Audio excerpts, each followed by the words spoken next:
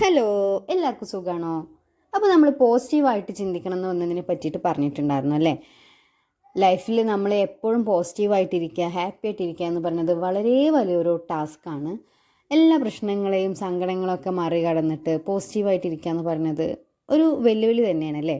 അപ്പോൾ ഇന്നത്തെ ഈ ഒരു വീഡിയോയിൽ നമുക്കങ്ങനെ പോസിറ്റീവായിട്ട് എപ്പോഴും ഇരിക്കാൻ പറ്റിയ കുറച്ച് 10 വഴികളെ പറ്റിയാണ് ഞാൻ പറഞ്ഞിരുന്നത്.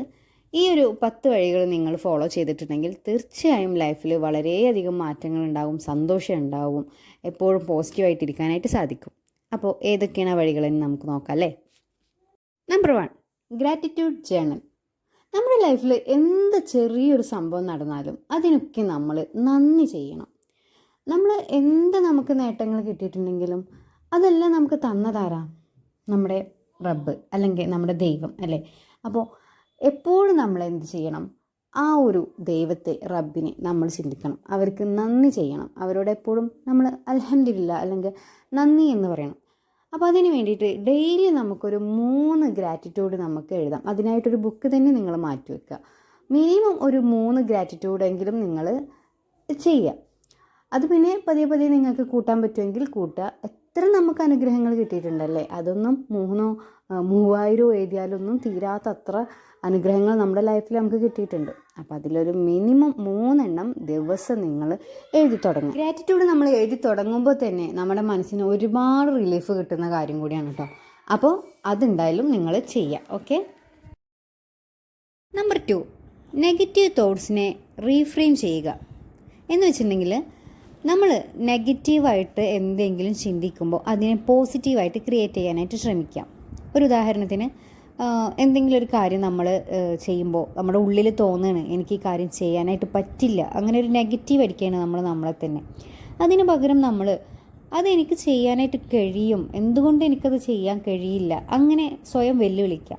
അല്ലെങ്കിൽ നമ്മൾ എന്തെങ്കിലും ഒരു കാര്യത്തിൽ ഫെയിലായിപ്പോയി, അപ്പോൾ ഞാൻ ഫെയിലായല്ലോ, അയ്യോ എന്നെക്കൊണ്ട് പറ്റിയില്ലല്ലോ, അങ്ങനെ ഇങ്ങനെ പറഞ്ഞിട്ട് നമ്മൾ സ്വയം കുറ്റപ്പെടുത്താണ്ട് അല്ലെങ്കിൽ സ്വയം നെഗറ്റീവ് പറയാണ്ട് അതിന് പകരം എന്ത് ചെയ്യുക? ഇത് എനിക്കൊരു എക്സ്പീരിയൻസ് ആണ്, ഈ ഒരു ഫെയിലിൽ നിന്ന് ഞാനൊരു പാഠം പഠിച്ചു, അതിൽ നിന്ന് എനിക്ക് വളരാനായിട്ട് കുറേ കാര്യങ്ങൾ ഞാൻ അതിൽ നിന്ന് മനസ്സിലാക്കി എന്നത് മനസ്സിലേക്ക് കൊടുത്തിട്ട് അതൊരു പോസിറ്റീവാക്കിയിട്ട് എടുക്കുക. എന്നിട്ട് അതിനെ മുന്നേറാനായിട്ട് ശ്രമിക്കുക. അതാണ് നെഗറ്റീവിനെ നമ്മൾ റീഫ്രെയിം ചെയ്യുക, നെഗറ്റീവ് തോട്ട്സിനെ റീഫ്രെയിം ചെയ്യുക എന്ന് പറയുന്നത് ഇതാണ്. Number 3, surround your self with positivity. നിങ്ങളുടെ ചുറ്റും പോസിറ്റിവിറ്റി കൊണ്ട് നിറക്കുക. എന്ന് വെച്ചിട്ടുണ്ടെങ്കിൽ നിങ്ങളുടെ ഉയർച്ച കാണാൻ ആഗ്രഹിക്കുന്ന അല്ലെങ്കിൽ നിങ്ങളെ സപ്പോർട്ട് ചെയ്യുന്ന ആളുകളുമായിട്ട് നിങ്ങൾ സമയം ചെലവഴിക്കാനായിട്ട് ശ്രമിക്കുക. അതുപോലെ തന്നെ നമ്മളെ ഇൻഫ്ലുവൻസ് ചെയ്യുന്ന ബുക്സുകൾ വായിക്കുക, പോഡ്കാസ്റ്റുകൾ കേൾക്കുക. അതുപോലെ തന്നെ സോഷ്യൽ മീഡിയയിൽ നമ്മൾക്ക് വേണ്ടെന്ന് തോന്നുന്ന കാര്യങ്ങൾ മാത്രം വെച്ചാൽ മോട്ടിവേഷൻസ് ആയിട്ടുള്ള കാര്യങ്ങൾ, അല്ലെങ്കിൽ നമ്മൾ സ്വയം ലൈഫിൽ എന്തെങ്കിലുമൊക്കെ ചേഞ്ചസ് കൊണ്ടുവരാൻ പറ്റുന്ന രീതിയിലുള്ള അത്തരത്തിലുള്ള വീഡിയോസിനൊക്കെ വേണ്ടിയിട്ട് നമ്മൾ എന്ത് ചെയ്യുക? സമയം ചെലവഴിക്കുക. അല്ലാണ്ട് വെറുതെ റീൽസും അതും ഇതൊക്കെ ആയിട്ട് ചുമ്മാ ഫോണിങ്ങനെ സ്ക്രോൾ ചെയ്യണതിന് പകരം നമുക്ക് വേണ്ട കാര്യങ്ങൾ, നമുക്ക് ലൈഫിൽ മസ്റ്റായി തോന്നുന്ന നല്ല നല്ല കാര്യങ്ങൾക്ക് വേണ്ടിയിട്ട് സോഷ്യൽ മീഡിയ യൂസ് ചെയ്യുക. Number 4, practice mindfulness.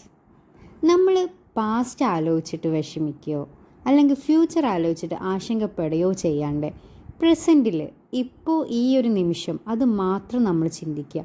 അതിൽ നമുക്ക് എന്തെല്ലാം ചെയ്യാനായിട്ട് പറ്റും, നമ്മളെ ഹാപ്പി ആക്കാൻ എത്രത്തോളം പറ്റും, അത് മാത്രം കോൺസെൻട്രേറ്റ് ചെയ്യുക. നമുക്കതിന് വേണ്ടിയിട്ട് യോഗ പോലുള്ള എക്സസൈസുകൾ ചെയ്യാം, മെഡിറ്റേഷൻ ചെയ്യാം, ഡീപ്പ് ബ്രീത്തിങ് എക്സസൈസുകൾ ചെയ്യാം, ബ്രീത്ത് ഔട്ട് പോലുള്ള അങ്ങനെയുള്ള എക്സസൈസുകളൊക്കെ ചെയ്യാം. അപ്പോൾ തന്നെ നമ്മുടെ മനസ്സ് വളരെയധികം ശാന്തമാവുകയും ചെയ്യും, നമുക്കെപ്പോഴും പോസിറ്റീവായിട്ടിരിക്കാനായിട്ട് സഹായിക്കുകയും ചെയ്യും. അപ്പോൾ അത് നിങ്ങൾ പ്രാക്ടീസ് ചെയ്യുക. Number 5, set realistic goals. നമുക്ക് യാഥാർത്ഥ്യമാക്കാൻ പറ്റും എന്ന് തോന്നുന്ന ഗോൾസ് സെറ്റ് ചെയ്യുക. നമുക്ക് ഒരുപാട് ലക്ഷ്യങ്ങളുണ്ടായിരിക്കും അല്ലേ? വലിയ ലക്ഷ്യങ്ങളുണ്ടായിരിക്കും, ചെറിയ ലക്ഷ്യങ്ങളൊക്കെ ഉണ്ടായിരിക്കും. അപ്പോൾ ഈ വലിയ ഗോൾസിനൊക്കെ നമുക്ക് അത് അച്ചീവ് ചെയ്യാൻ പറ്റുന്ന രീതിയിൽ അതിനെ ഘട്ടങ്ങളായിട്ട് വിഭജിക്കുക. എന്നുവെച്ചാൽ ചെറിയ ഗോൾസ് ആക്കിയിട്ട് ഈ വലിയ ഗോൾസിനെ നമ്മൾ സെറ്റ് ചെയ്യുക. അപ്പോൾ നമുക്ക് എന്ത് ചെയ്യുക? അതിലേക്ക് വേണ്ടി നമ്മൾ ഒരു സ്റ്റെപ്പെങ്കിലും വെച്ചല്ലോ എന്നുള്ള ഒരു ആശ്വാസം നമുക്കുണ്ടായിരിക്കും. ഒറ്റയടിക്ക് തന്നെ നമ്മൾ വലിയ ലക്ഷ്യങ്ങളൊക്കെ നമുക്കത് അച്ചീവ് ചെയ്യാൻ പറ്റിയില്ലെങ്കിൽ നമുക്ക് ഭയങ്കരമായിട്ടൊരു ടെൻഷനും സങ്കടമൊക്കെ ആയിരിക്കും. അയ്യോ എനിക്കത് നേടാനായിട്ട് സാധിച്ചില്ലല്ലോ എന്നല്ലേ. അപ്പോൾ അതിന് നമ്മൾ എന്ത് ചെയ്യുക? ഈ വലിയ ഗോൾസിനെ നമ്മൾ അത് ചെറിയ ഗോൾസ് ആക്കുന്ന രീതിയിൽ അതിനെങ്ങനെ വിഭജിച്ച് കൊണ്ടുവരിക. അപ്പോൾ നമ്മളതിന് ഓരോരോ കാര്യങ്ങൾ ചെയ്യുമ്പോഴും ആ ഒരു ലക്ഷ്യത്തിലേക്ക് എത്താനുള്ള ദൂരം കുറയും. അതുകൊണ്ട് തന്നെ നമുക്ക് നല്ലൊരു സന്തോഷവും റിലീഫും ഒക്കെ ഫീൽ ചെയ്യും. അതുകൊണ്ടാണ് നമ്മൾ വലിയ ഗോൾസിനെ ചെറിയ ഗോൾസ് ആക്കുന്ന രീതിയിലേക്ക് അതിനെ വിഭജിക്കുക എന്ന് ഞാൻ പറഞ്ഞത്. അതുപോലെ തന്നെ നമുക്കുണ്ടാകുന്ന ചെറിയ നേട്ടങ്ങൾ പോലും ആഘോഷിക്കുക. അത് നമുക്ക് നമ്മളോട് തന്നെ ഒരു ആത്മവിശ്വാസം ഉണ്ടാവാനും നമ്മളിനെ നമുക്കൊരു വില തോന്നാനായിട്ട് ഇത് സഹായിക്കും. അപ്പോൾ നമുക്കുണ്ടാകുന്ന ചെറിയ ചെറിയ വിജയങ്ങളെ പോലും നമ്മൾ തന്നെ സ്വയം ആഘോഷിക്കാനായിട്ട് ശ്രമിക്കുക. Number 6, self care. നമ്മളെ തന്നെ കെയർ ചെയ്യാനും സ്നേഹിക്കാനായിട്ട് പഠിക്കണം. നമ്മളെപ്പോലെ നമ്മളെ സ്നേഹിക്കാൻ നമ്മളെ ഉണ്ടാവുള്ളൂ അല്ലേ. നമുക്ക് എന്താ ആഗ്രഹം, നമ്മുടെ ഇഷ്ടം എന്താണെന്ന് നമ്മളെക്കാൾ കൂടുതൽ വേറെ ആർക്കാ അറിയാം. അതുകൊണ്ട് തന്നെ എപ്പോഴും നമ്മുടെ സെൽഫ് ലവിന് പ്രാധാന്യം കൊടുക്കുക. നമ്മളെ സന്തോഷിപ്പിക്കുന്ന അല്ലെങ്കിൽ നമുക്ക് അത്ര ഇഷ്ടമുള്ള കാര്യങ്ങളൊക്കെ നമ്മൾ ചെയ്യാനായിട്ട് ശ്രമിക്കുക. അതുപോലെ തന്നെ നമ്മുടെ ശരീരത്തെയും നന്നായി തന്നെ സ്നേഹിക്കുക. ഹെൽത്തി ആയിട്ടുള്ള ഫുഡുകൾ കഴിക്കുക, ക്ലീൻ ആൻഡ് നീറ്റായിട്ട് നടക്കുക. ഇതെല്ലാം നമുക്ക് വേണ്ടിയിട്ട് ചെയ്യാവുന്നതാണ്. Number 7, develop A growth mind set. നല്ലൊരു വളർച്ചാ മനോഭാവം വികസിപ്പിക്കുക. നമ്മുടെ ലൈഫിൽ എന്തെങ്കിലുമൊക്കെ വെല്ലുവിളികൾ വരുമ്പോഴത്തേനും നമ്മൾ തളർന്നു പോവാതെ അതിൽ നിന്നെല്ലാം ഒരു പാടുണ്ട്, എൻ്റെ വളർച്ചയെ സഹായിക്കുന്ന പലതും എനിക്ക് അതിൽ നിന്ന് പഠിക്കാനായിട്ടുണ്ട് എന്ന് അതിനുള്ളൊരു അവസരമാണെന്ന് കരുതിയിട്ട് അതിനെ കാണാനായിട്ട് ശ്രമിക്കുക. ഡെഡിക്കേഷനിലൂടെയും ഹാർഡ് വർക്കിലൂടെയൊക്കെ നമ്മളുടെ ബുദ്ധിയെയും കഴിവിനെയും ഒക്കെ വികസിപ്പിക്കാനായിട്ട് പറ്റും എന്ന് നമ്മൾ സ്വയം വിശ്വസിക്കുക. Number 8, limit negative media. ഇന്നത്തെ കാലത്ത് സോഷ്യൽ മീഡിയ ആയിക്കോട്ടെ, ന്യൂസ് ആയിക്കോട്ടെ, എന്താണെങ്കിലും അതിൽ ഒരുപാട് നെഗറ്റീവായിട്ടുള്ള കാര്യങ്ങൾ കയറി വരുന്നുണ്ടല്ലേ. അപ്പോൾ നമ്മൾ സ്വയം ഒന്ന് ലിമിറ്റ് വെക്കുക. സോഷ്യൽ മീഡിയ എന്ന് വെച്ചാൽ ഇതുപോലെ റീൽസ് അല്ലെങ്കിൽ വേറെയുള്ള എന്തെങ്കിലുമൊക്കെ ആയിട്ട് നമ്മൾ ഒരുപാട് അഡിക്റ്റായി പോകുന്നുണ്ട്, അല്ലെങ്കിൽ ഒരുപാട് വാർത്തകൾക്ക് പിന്നാലെ പോകുന്നുണ്ട്, എൻ്റർടൈൻമെൻറ്റിന് പിന്നാലെ പോകുന്നുണ്ട്. നമ്മൾ വളരെയധികം അതിന് ലഹരി പോലെ അത് നമുക്ക് വളരെ അഡിക്റ്റ് ആവുന്നുണ്ട്, നമ്മളത് എഫക്റ്റ് ചെയ്യുന്നുണ്ട് എന്ന് തോന്നണമെങ്കിൽ ഒരു ലിമിറ്റ് വെക്കുക. ഏത് മീഡിയയും നമുക്കത് നെഗറ്റീവാണ് തരുന്നതെങ്കിൽ അതിന് കൺട്രോൾ ചെയ്യാനായിട്ട് ശ്രമിക്കുക.